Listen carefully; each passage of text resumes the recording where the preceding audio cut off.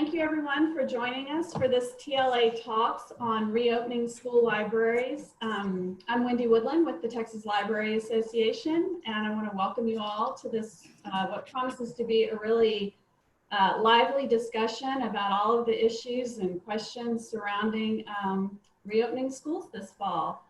We do want the session to be very interactive, so when you're posting your questions and sharing resources in the chat, please be sure to select all panelists and attendees in that drop down in the chat so that we can all see your questions and resources. This session is going to be recorded, and so the recording and the chat will be posted on TLA's website by tomorrow afternoon. You'll also receive a link to TLA's continuing education self-reporting form in the follow-up email that's sent automatically after this session, and I'll also post a link in the chat. So now I'm going to turn this over to Mary Woodard, who's our moderator today. She's the Director of Library Services for Mesquite ISD. Thanks very much. Well, hi, everyone. Welcome to today's discussion about how to safely operate our school libraries during this time of pandemic.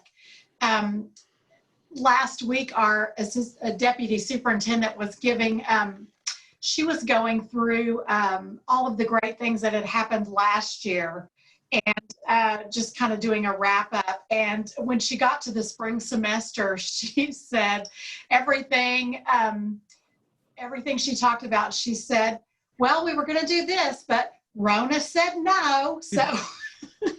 So that's kind of what I feel like. Everything we try to do, Rona says no, and we're not able to do it. But we are going to be able to service our teachers and students this fall. It just may look a little bit different. So just to tell you a little bit about where we are regarding reopening, I'm in Mesquite ISD, and we're located in Dallas County, which is one of the big hot spots in the state right now. And so we've been ordered by our county judge to delay in-person school until September 7th. So teachers will return to campus on August 6th as normal for professional learning, and they will continue working on campus each day. And we're in the process of making sure every student has a Chromebook for the year. It will be assigned to them for the year, and school will start virtually on August 17th, which is our normal starting day. And then on September 7th, after Labor Day, some students will return to campus for face-to-face learning, and others will continue virtual schooling as part of what we're calling a virtual learning academy. They have enrolled in that academy, and they are going to be doing their learning virtually. Library services, we have put together some guidelines and protocols for library operations, and I think Stacy's going to share a link to those and other districts' protocols as well. We gave those to our principals last week. But as you know, the situation is fluid, and we are just making adjustments to those guidelines as we go. So I am going to be the moderator for today's session. And so I'm going to introduce each person in the order that I see them on my screen. And I'm going to ask them to each tell you a little bit about what's happening in their district. So we're going to start with Michelle. You'd introduce yourself and tell us what's going on in your area. I'm Michelle Griffith, and I am the lead media specialist for Brazosport ISD, and we are about 50 miles south of Houston. We're a smaller district. We have 20 campuses. We are right now in our county. They haven't come and asked us to delay yet. So our plans are that we are going to start school. They have put our teacher induction program and our leadership academies, those kind of things are going to be happening virtually, but teachers will report back to school August the 6th, I believe. And so they will do their, or not the 6th, it's that Monday. They will do all of their PD, campus PD, face-to-face. It's very fluid, so we're waiting to hear. We also are going to be operating virtually as well as face-to-face. Right now, our students are making those determinations, and our staff. So our staff have the option to, request to be a virtual teacher or librarian. So far, none of my librarians have requested virtual, but they're going to be reevaluating that as we go. Our superintendent has been fabulous about keeping things out to the public and getting information out as quickly as possible to the staff. We're watching numbers climb in Brazoria County. We're down here where all the beaches are. So the beaches are packed every weekend. So we are seeing that, and we're just waiting. We're planning right now. It could be 100% virtual by the time we get ready to start back, but we are all ready.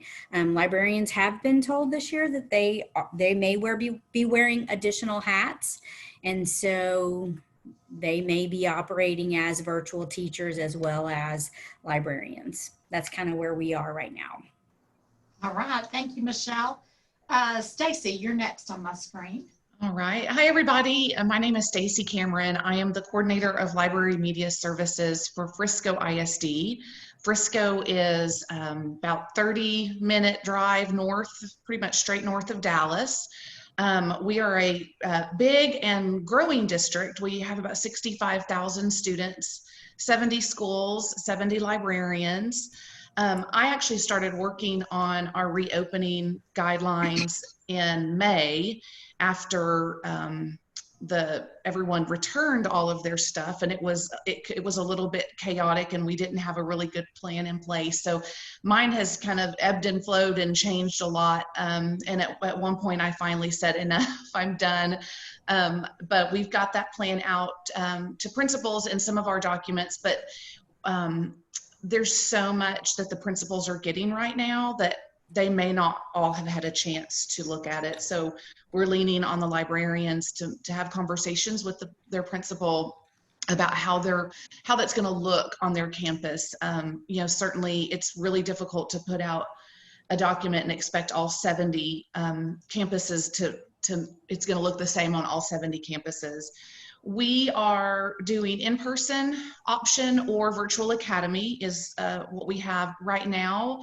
Our numbers are sitting at about 50-50, about 50% in person and 50% in virtual academy, which was really surprising to me, but that's kind of where we are now. We have decided to delay face-to-face. We're in Collin County, so we're not in Dallas County. We're not getting hit like Dallas is, but we are still seeing increases in cases.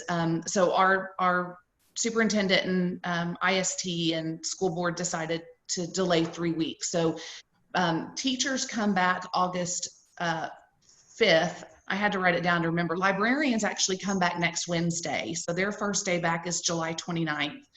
And they'll be back the 29th and the 30th, and then again on the August 3rd and 4th, and then teachers come back on the 5th. And school is supposed to start on August 13th. And it will still, everyone will be on campus, all staff will be on campus, but students will be virtual from home for 3 weeks. And then I think they come back September 3rd, 7th, somewhere in there. So that's kind of where we are, I guess, right now. Not too different from what a lot of people have said. And I do think that Christy was going to share the Wakelet at some point that has those resources. And so you can see the Frisco one in there. All right, thank you. And our third panelist is Christy Starr. She's our tassel chair. Christy, you want to tell us what's happening out in Lubbock?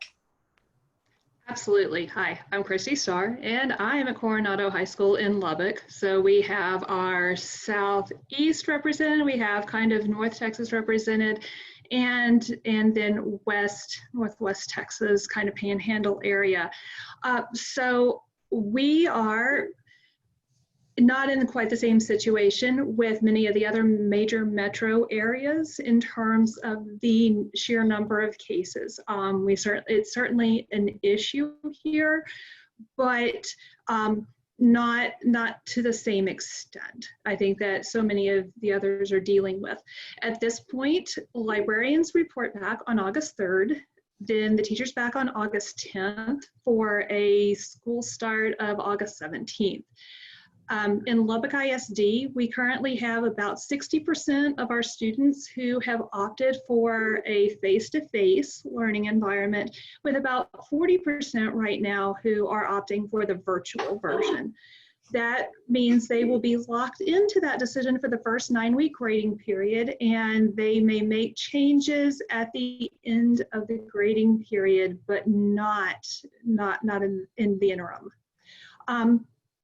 So we're in a situation where we do not have anyone designated as a virtual librarian. The librarians will be serving on their campuses, and those plans are still in the works. Our lead librarians are meeting over the next couple of days with several of the coordinators and are making those plans for us to return and have those protocols in places. Again, we're following what so many of the other districts are doing. I saw that Wendy has shared out a Wakelet collection here for us. And so we encourage you to take a look at that. Everything should be accessible on there, and you can see what we have going on around the state. If you have a plan that you would like shared with that, you can send it to me either via Twitter. I'm at @StarReadAndRun, or I will share my Gmail with you in the chat, and you're welcome to share those reopening plans, and we will add it to a folder that's available to everybody through our TLATalks drive. If we don't get it added into the Wakelet directly, then we can get it into that folder that's called Reopening Plans and is available in our TLATalks shared drive. Excellent. Thank you, Christy. All right, so we had some good questions asked before on the Google form that Wendy sent out. So one of the first ones that I'd like to ask you all, how are you communicating library needs with administrators when they're so busy with other issues? You know, Stacy mentioned that her principal's got lots of protocols for various areas of the school, and I know mine did too. So how are you communicating with administrators about that? Anybody can answer. Well, we had our library meetings the last 2 days, and the principals knew to be on the lookout this afternoon at noon that they would be coming. They kind of gave them all the other reopening guidelines and things first, and then we put those out there. And so one of the things librarians are doing is they're now setting virtual appointments with their principals to have those conversations. That's a great idea. I love that. Yes, I did talk to my librarians when we shared it a couple of weeks ago. It was starting to get out there, so I had a meeting to share it with them so that it wouldn't be a surprise. But like I had said, there's so much out there right now. Principals have it. They have access to it through all the other gazillion documents and things that are flying. There's a handbook for this and a handbook for that. And I mean, it's all in there, but it's just a lot right now. And so I love the idea of getting that virtual appointment on the calendar. All of our principals have been back for at least a week now and are on their campus. So that would be a great time to do it. And, you know, one of the things that I also said was that, you know, our librarians, they're professionals. So, you know, I have to trust that they're going to go out there and they know what's best for their campus. So when you're having those conversations with your principal, you know your campus, you know what your principal might like, might not like. And I can give you the guidelines and give some suggestions. But at the end of the day, you know, we really lean on the librarian to be the professional and to go in and have those important conversations with their principals. Right, and that is something that's in our guidelines as well, is that the principal and the librarian in collaboration will decide exactly what level of, you know, what level they're comfortable with on their campus. So that's definitely going to be an individual campus decision. We had a lot of questions about best practices for circulating books safely. I think a lot of people are still maybe a little confused about what's the best option for that, how long you quarantine, Are wipes okay to use on books? Are those UV lights okay to use? So what are you all seeing? So Well, the most go ahead, Christy. Sorry. The most recent research that has come out was actually published yesterday, the 20th of July, through the Realm Project, and that is one of the links under library materials in that Wakelet collection. And that is saying that for the most part, paper books, the recommendation is 3 to 4 days of quarantining, so that the virus was shared out, was, I guess you can basically say that materials were infected and that the virus lived for up to 4 days in books. So having a plan in place to quarantine your materials for roughly 4 days is going to be highly recommended. And again, you can read the research that's out there on that. It's available on the AASL sites and their resources, as well as ALA. And the TLA website. Make sure, I think you've probably seen it in the chat today, where if you go to the TLA website, you will find an entire section on COVID-19 resources. And there's a lot of material there designed to help you. And it's for all library types, but there is some specifically for school libraries. And the other recommendation that I've been hearing a lot is that the quarantining is sufficient, that wiping down, that sanitizing books has the potential to do more damage to some of our materials than to others. So be wary of that. It's also, take into account your expenses. So that is going to certainly play a part, and the availability of cleaning supplies. But I think the less that we use wet materials on our books, the better. One piece that the article did bring up was also glossies, like magazines and such. So if you are in a library that offers periodicals to your readers, that might be a consideration. The virus seemed to stay active on those materials a little bit longer. All right. Anyone else?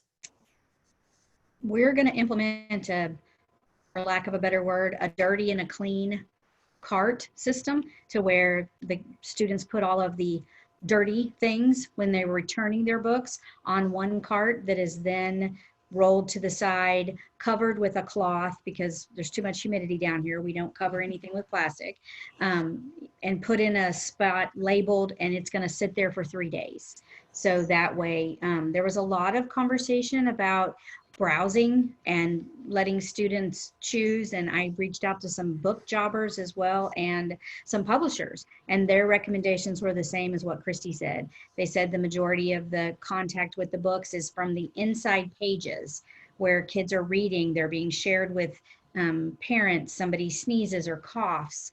That's where you worry, not necessarily about the covers. So that's why that quarantine becomes such a critical piece when we're looking at this for our little kids. And then also talking to teachers about you can't put a bin of books out anymore in your classroom, and then everybody gets to rifle through them, read them, put them back, and then somebody else goes and gets it. So classroom libraries are going to be affected as well. So there's a question in the chat about books that are touched while browsing. Stacey, I know you've thought a lot about that. Have you come to any conclusions? Well, no, I mean, I just don't think there's any one right answer. We did put in our guidelines just the importance of browsing and kids selecting books that way.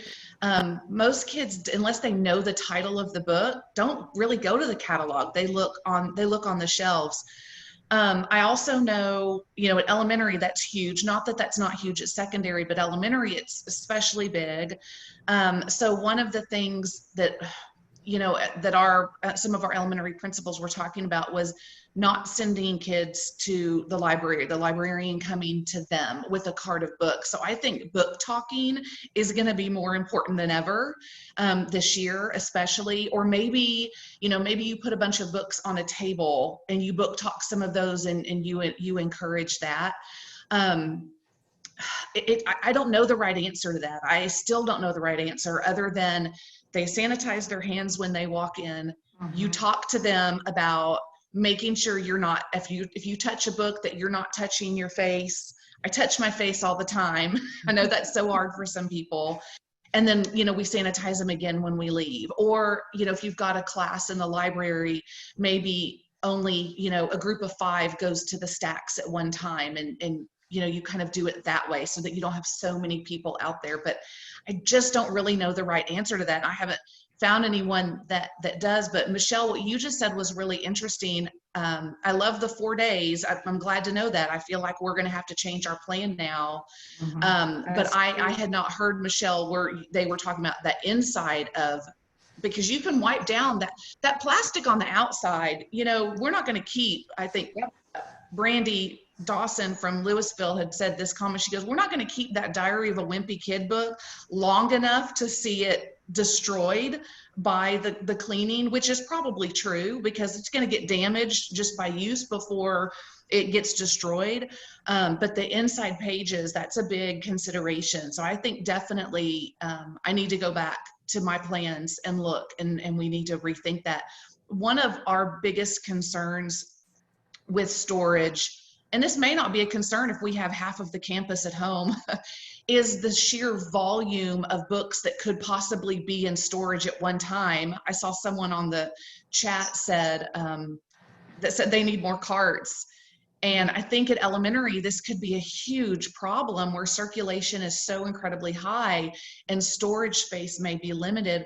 Where do I put those? And I don't know, again, I don't know a good answer to that. Get more carts, get some AV carts, get some boxes to get those out of the way. We are purchasing additional library carts for our libraries. And, the whole thing is you've got one cart that's Monday, you don't touch those until Thursday.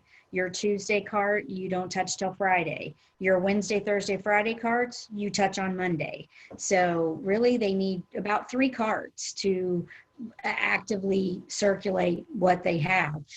We're going to use a menu choice for our pre-K, K, and 1 students, where we've just created some kind of, it's a paper, they circle 3 topics, dogs, sharks, and princesses. That's the books that we want. The librarians will pull them, check one out to the kids, they will take them to the classrooms.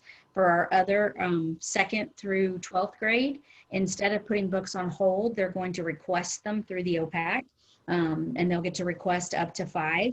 We've broadened the number of books that they can check out. They can still only have 2 books a person, but we're going to allow the system to think they can have 10. So if the book is on the cart and it's being quarantined for 4 days, it's not being held, the kid's not being held accountable for having that book out. We've talked about our virtual kids that are virtual. We have a very robust ebook libraries for all of our campuses.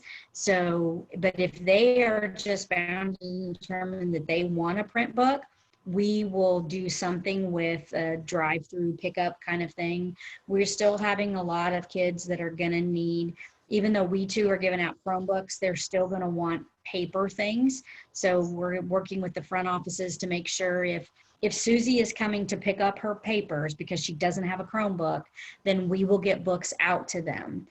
We've also talked to our business office to kind of prepare and realize that out of our circulation numbers, we are expecting 10 to 15% loss across the board, and looking at what that's going to do for budgets and how we're going to be replacing those books down the line, because we're not holding, after February 15th, I think, we're not holding students accountable for fines or fees or anything like that. So.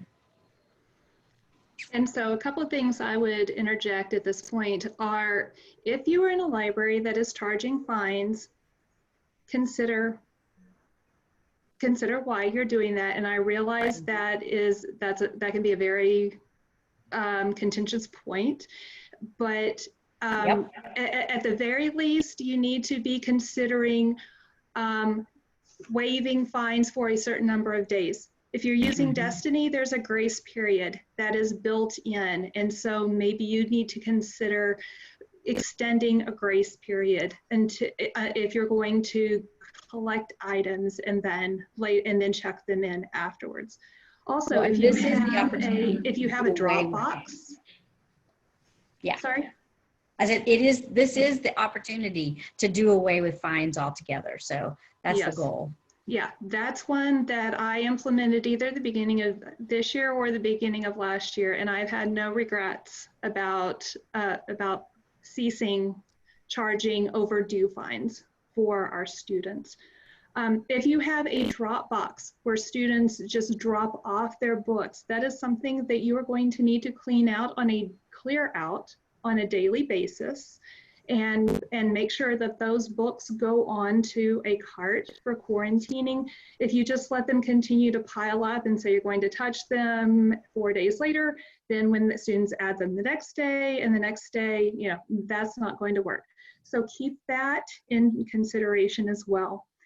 The other piece with this is keep in mind our TLATalks this year from kindergarten through grade 12 have the standard for independently selected, independent sustained reading, or self-selected independent sustained reading. And so our students are going to need the ability, I think, to browse. That is going to be a challenge for sure. And I've been seeing lines come up through the chat about, you know, sanitizing the hands before.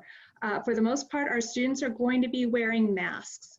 For most of us as librarians and our clerks, I think having boxes of gloves is going to be important, as well as we're handling those items. And so just taking as many precautions as you can, knowing that I'm not sure there's anything out there that's 100% foolproof. And so we're really all doing the best we can to serve our students, to serve our faculty members and our community, and just, you know, do the best you can conscientiously.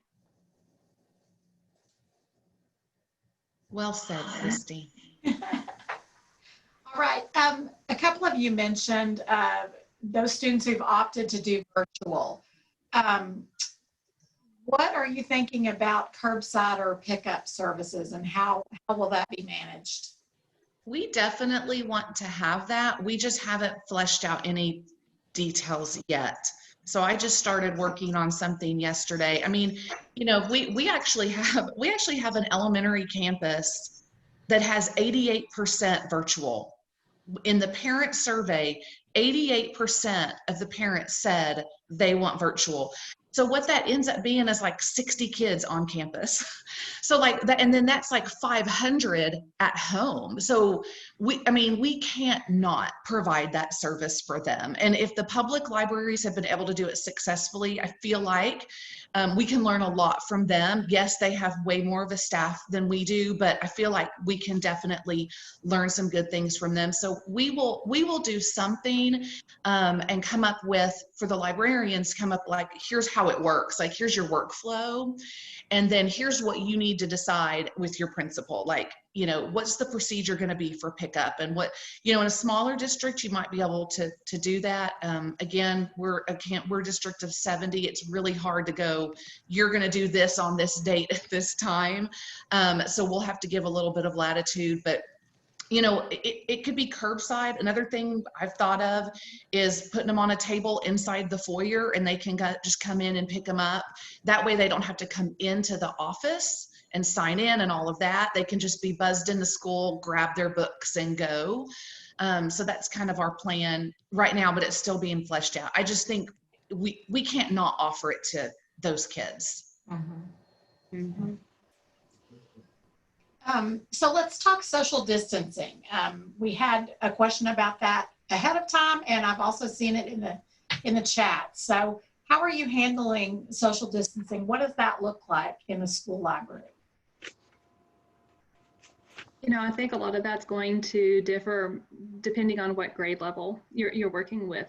But I can say I will be working with my English department, and in the past, we've typically had all classes for grade level. Say if it's on level English 1, they've typically all come in on the same day. that's not going to be feasible right now. So I think it's going to require some discussions with instructional coaches and with department chairs or campus academic leaders to come in, and I think they're going to understand the rationale. But let's just say that the F word is going to be really dominant this year. And by F word, I mean flexible. Okay, that's one, you know, and actually just work with people, okay? And so I'm going to be reaching out and explaining the situation, and we have no way to safely get 3 classes worth of students into and out of our library and maintain that social distance. But if I can work with one teacher one day, bringing in their classes, and then another teacher the next day, I think we're going to be able to work in and get that done. And so just, you know, have your expectations, but be flexible with them. Yeah, that's the name of the game. And I think too, as far as social distancing, you know, libraries are bigger than classrooms. It's going to be a lot harder in a classroom than it is in the library. So part of your plan definitely needs to be spacing the furniture out as much as you can. You know, can you move things around to get, you know, tables out, and maybe there's only 2 students to a table instead of 4. Our plans do call for, if we're at a level where students have to wear a face covering, and we have various activity levels, like 3 different activity levels that the district has.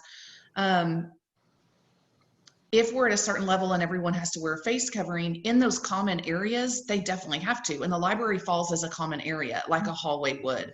So they would have to have them on anyway. So I think just spacing out as much as you can is going to be important. But there's only so much you can do, and that's why Christy said, I mean, with the flexibility, yeah, and a whole lot of grace. We started this e-learning thing back in March saying we just really need to give everybody grace right now.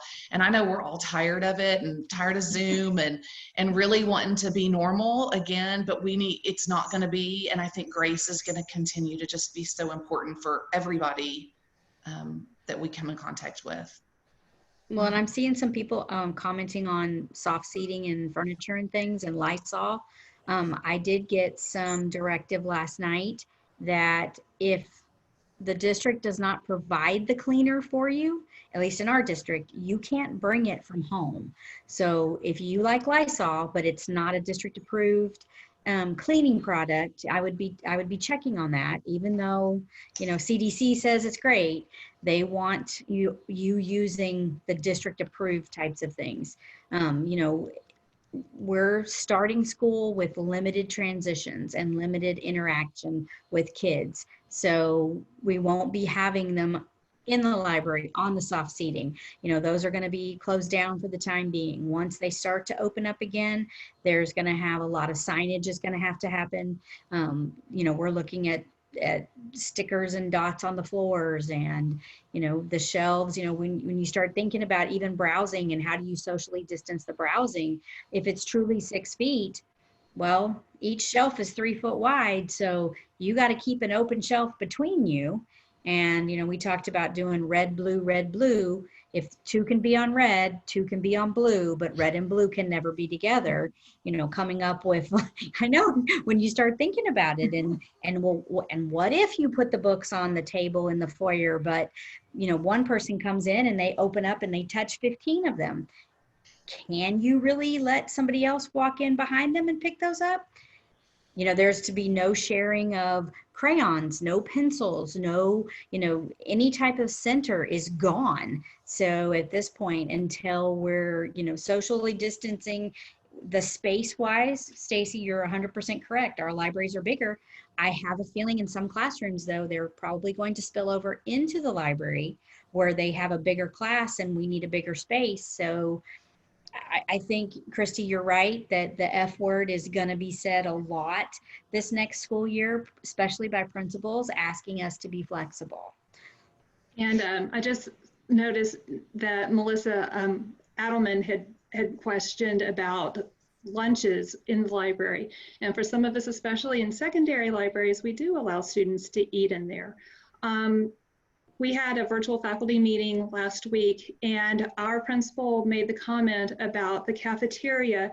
We're trying to figure out ways, I'm not sure how accurate this is, but she's going to have better information than I do in terms of cafeterias, if they have to abide by the same guidelines as restaurants. So if there is limited capacity and there is limited, and we've got to enforce social distancing, I think it could happen where actually some libraries could be a spillover during lunches. You can't rule that out as a possibility. You know, I think also it's going to require extra cleaning on the part, as Michelle mentioned, or I think it was, you know, maybe allowing only 2 per table instead of 4 per table, kind of cutting down on some of those. But I could see, even if you don't normally allow food in the library, there's a chance that that could be happening this year. I have heard that some of our high school libraries, I have heard that that might be a possibility too, to try to spread the kids out.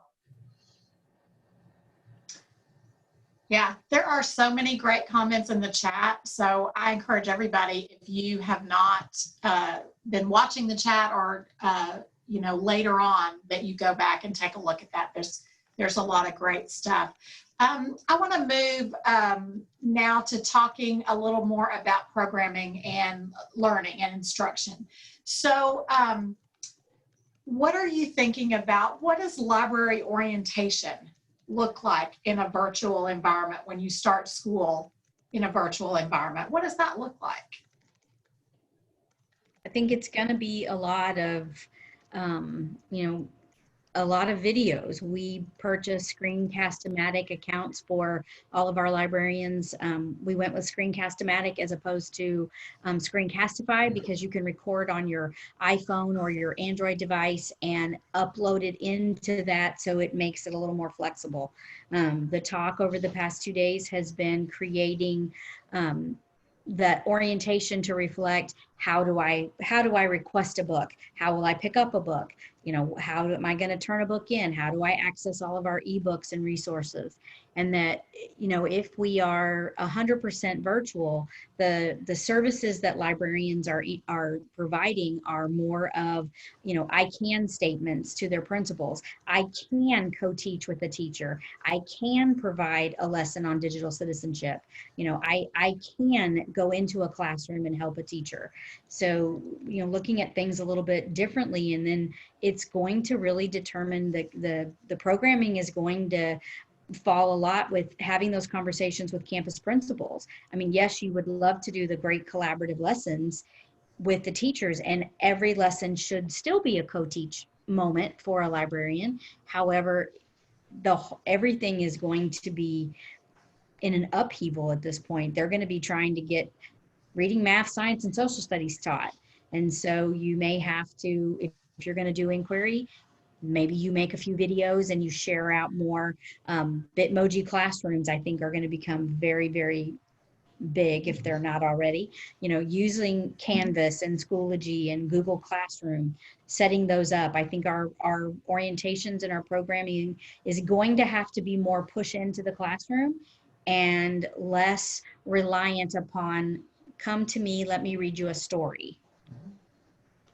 Definitely. That embedded librarian, that we've heard that term for years and years. It really started more in academic settings, but it's made its way well to school. But yeah, I think now more than ever, librarians are going to be way more embedded, because they have to be, you know, and even through Zoom or Google Meet or whatever platform you're using, you can be in the library and streaming into a classroom that way as well, doing an orientation. Michelle, lots of really good things said. I think policies, procedures are going to be so different. There's going to be a lot of just kind of explaining for everybody on what to do. Excuse me, this is Wendy. I just want to jump in real quick and remind everybody when you're posting to the chat to select all panelists and attendees. I know it's tricky when you just see all, but make sure you've got all panelists and attendees. There's a lot of great stuff going across. I want to make sure everybody sees it. Definitely. Thank you, Wendy. Okay, so we talked about library orientation. What about all of those fun things that we get to do, author visits or programs from storytellers or the zoo coming in or other program providers? Are you considering offering things like this in a virtual setting? And how do you see that working? You know, I think this is a really exciting time for us as librarians because we get to demonstrate, yes, our flexibility, but our creativity and our innovation. I think we're going to find that authors are a lot more receptive to these overtures for visits than they would have been in the past, perhaps, because they're not able to travel as much.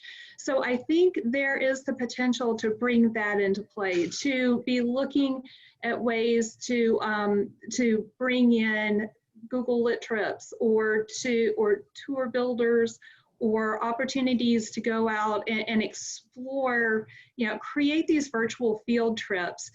At the very least, you can curate a great list of virtual field trips that have already been created, but I think you can also create those as well.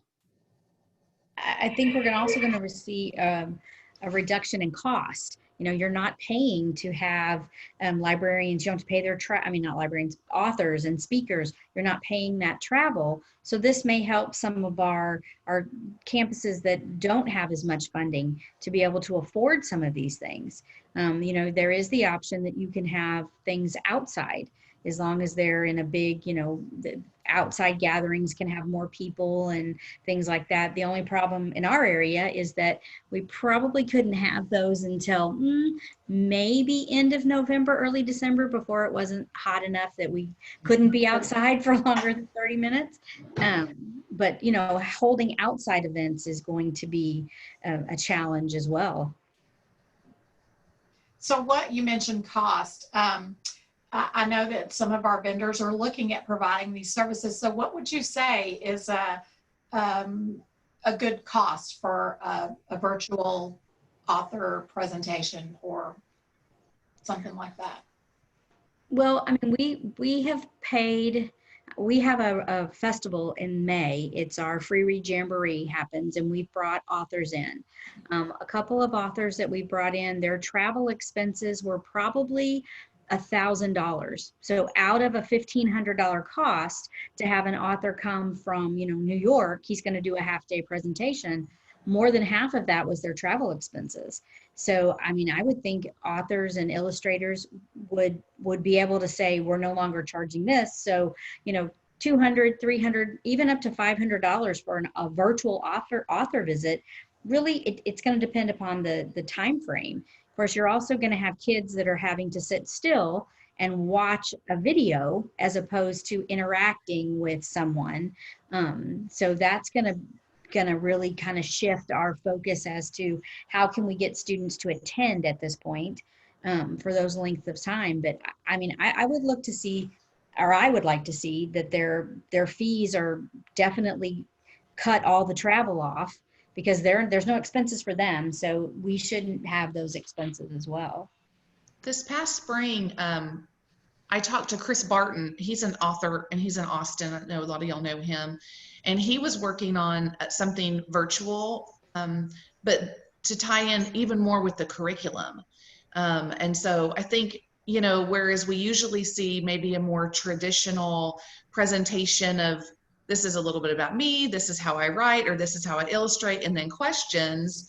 I think there might be some really great opportunities for something different for them to have, you know, that they can offer a whole lot more. So hopefully we'll see some of that. I noticed in the chat someone talking about book fairs, and you know, you can still do a book fair, probably just needs to be online. You know, it just being able to limit the number of people in there at a time is really difficult. But with the right promotion and marketing, you can have just as successful a fair online than you do face-to-face. So definitely look at pulling those online.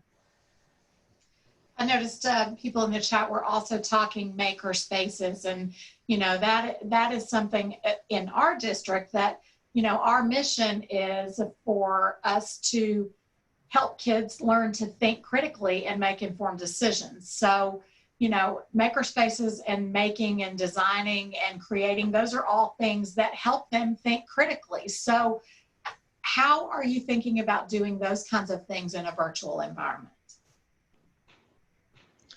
I think one of the things in our guidelines is anything that just normally sits out where kids can walk up to it and play with it, whether it be a puzzle, or coloring, whatever, or, coding equipment, makerspace equipment, it's all going to be packed away. It's really about control, how you can control your environment. And you just can't control that.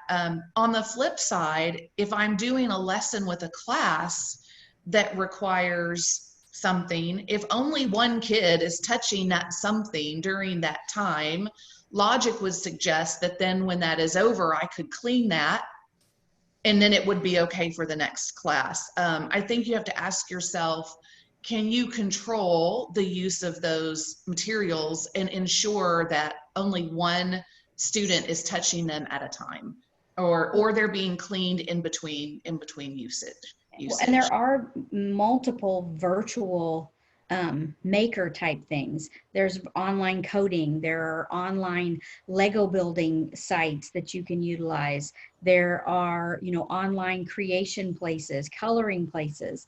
There's all kinds of apps and websites that we can still allow kids to explore that creativity and to interact with different things and problem solve, but they're going to have to do it in a virtual environment. So they'll be doing it on their Chromebooks instead of physically. And then we can also ensure that our students that are at home can also have those experiences. So our remote learners will still be able to code. They'll still be able to build whatever it is we're building. I mean, our kids today are building in Minecraft and Fortnite, and I don't understand some of that, but my nephew does. So, I mean, they're doing those kinds of things. So looking for more gamification type things where we can allow them to choose your own adventure, creating those in Google Forms, letting them create the Google Forms and sharing them out. I think we still have lots of opportunities to offer virtual maker activities until we can come back and safely allow kids. They have the sprayers, the misters and things like that. I mean, I can see as we move farther along in this process that maybe you're using communal things, but you're misting it in between classes. I think the days of having multiple classes together, I don't think you're going to be able to have a class and a half or two classes in the library at the same time, like Christy was saying, because we really want to mitigate having kids, commingle with each other and regulate how many people they come in contact with. So virtual making, I think, is really going to impact libraries. And I think ED or breakouts are going to be another good option for us. You can do a lot of critical thinking and problem solving with those. So one of the questions that we got ahead of time was from a librarian whose district does not have one-to-one devices that they are able to give kids. So how do you see yourself supporting, families that don't have technology at home? What are some things that we could do? That's a really tough one because I'm in a district of roughly 27,000 students where fortunately we were able to provide Chromebooks for all students, initially grades 2 through 12. I think they might have lowered it to first grade, or at least they provided iPads for the younger students.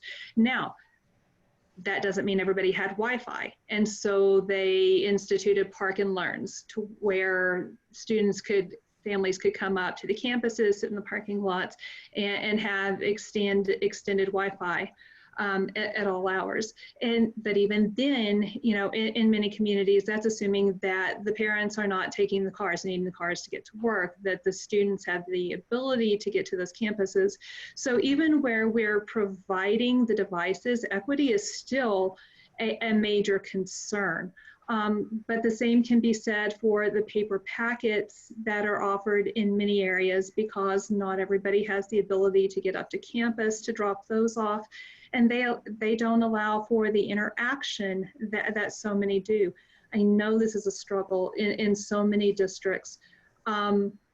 Just doing the very best we can to support the families, to be ambassadors, I think, between our districts and between our families, to try and be problem solvers, to do anything we can on the technology front, and then on the book front as well.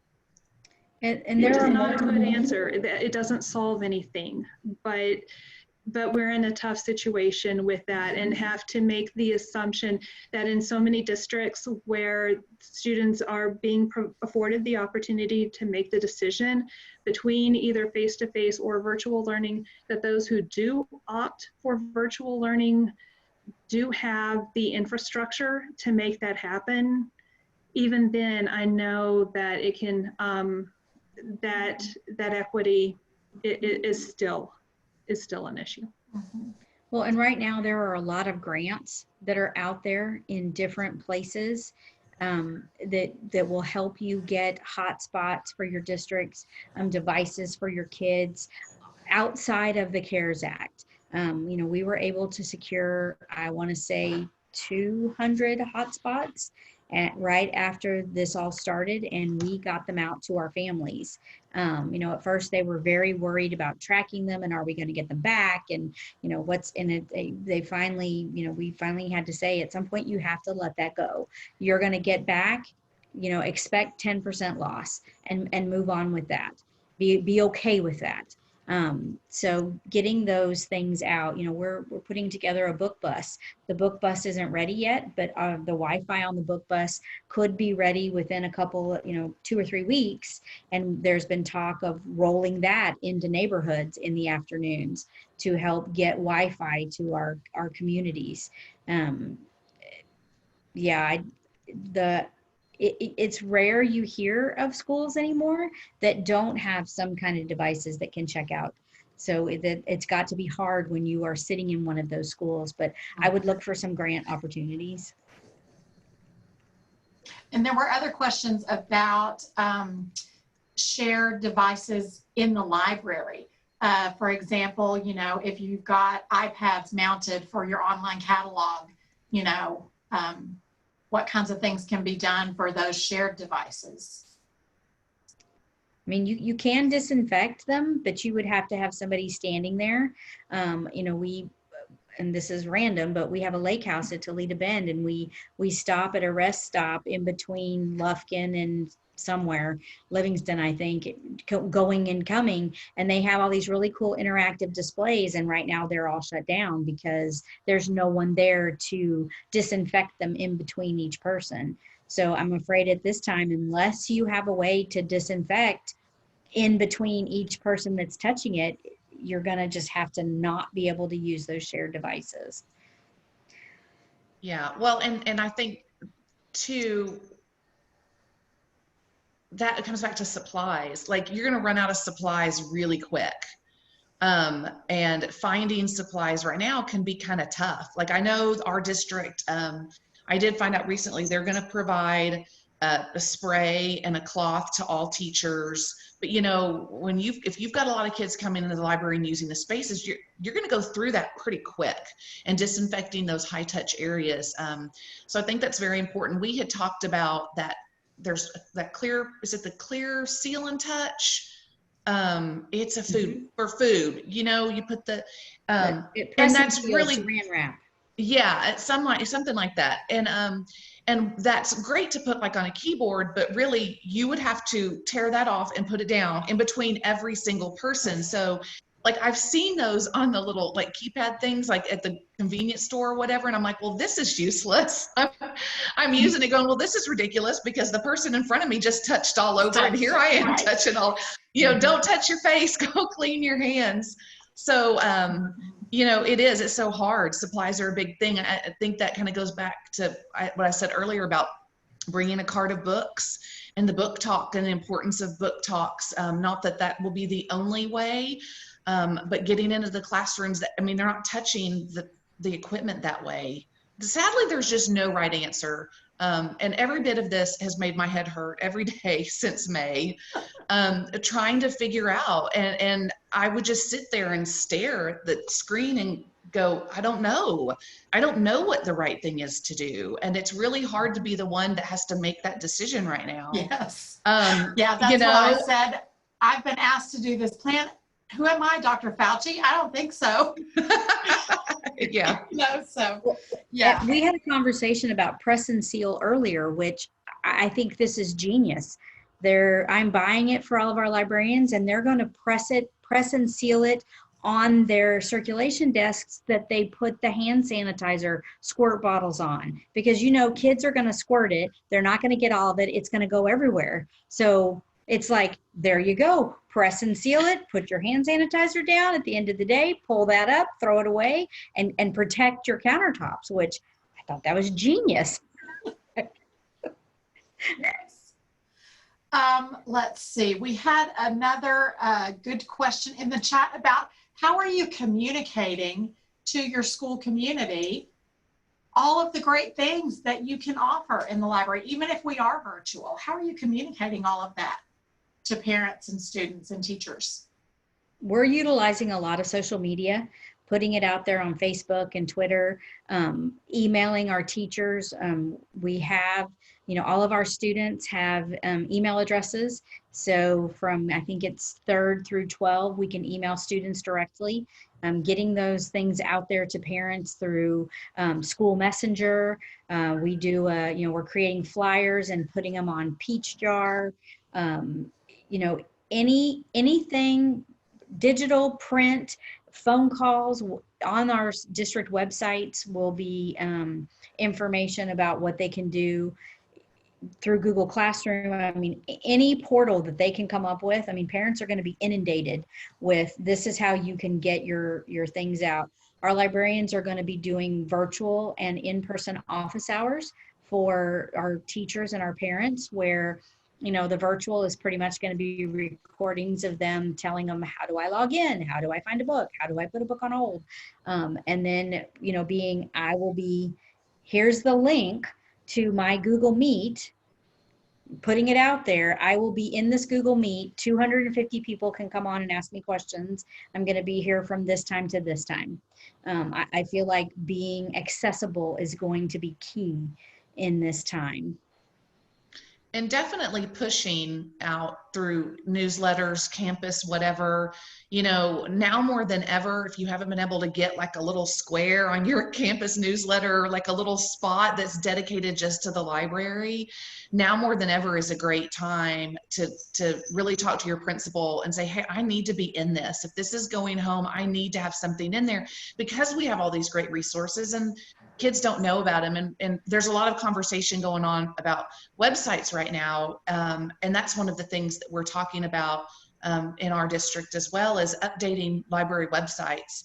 And you look on a lot of them, and I think just library sites in general, we forget about that because we see the kids face to face so much. So is it crystal clear? We really need to, I think, look at our websites and try to look at for the perspective of a non-librarian who doesn't know all of those buzzwords, keywords, and say, would this site make sense? And so we are looking at just some basic requirements that all of our sites need to have, giving some suggestions on, especially like with Google sites, pulling that menu down on the side because you can see it a lot better than it's up at the top, like little best practices, and looking at really good websites, and then pushing that out, because we can't expect them to go, oh, well, one of my librarians was saying the other day, she said, well, you know, a kid isn't going to go, or even a parent goes, oh, I need help with Mac and Via. Oh, I'm going to go on the library site. I'm going to find her email address. And then I'm going to, like, we need to be pushing out to parents and students what we can do and what we can offer. And then here's my library site. And that website needs to have all of that information on it that they might need.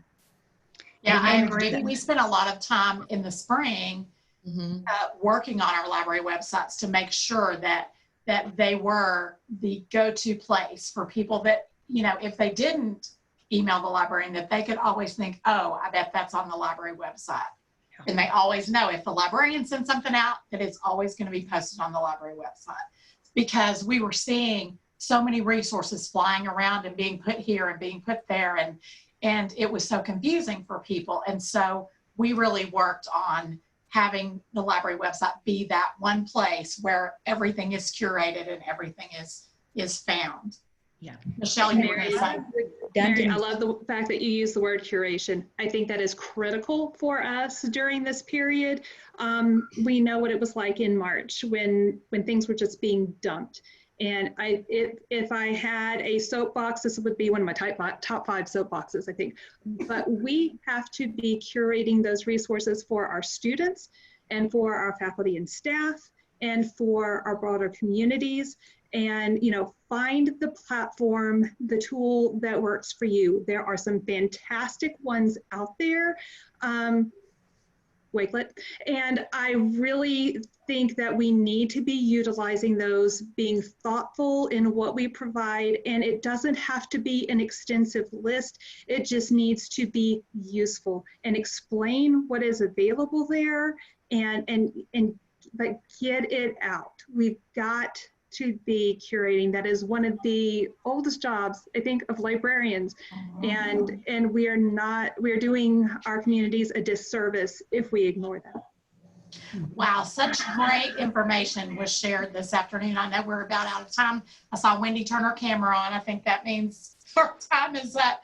But, you know, I always say that, you know, none of us is as smart as all of us. And so when you get a chance, take a look at that chat. There are so many great resources in there, and share this video with somebody that wasn't able to come today. And I will give it back to Wendy to wrap us up.